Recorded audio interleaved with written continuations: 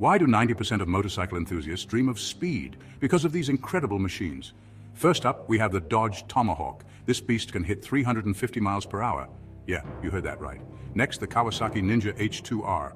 This bad boy can reach 249 miles per hour. It's like strapping a rocket to your back. Third on the list, the Lightning LS218. This electric wonder zooms to 218 miles per hour. Who says green can't be mean?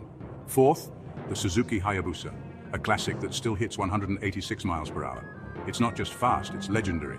And finally, the BMW S1000RR, sleek, stylish, and 190 miles per hour of pure adrenaline. So which one would you take for a spin? Drop a comment below. Don't forget to like and subscribe for more thrilling rides.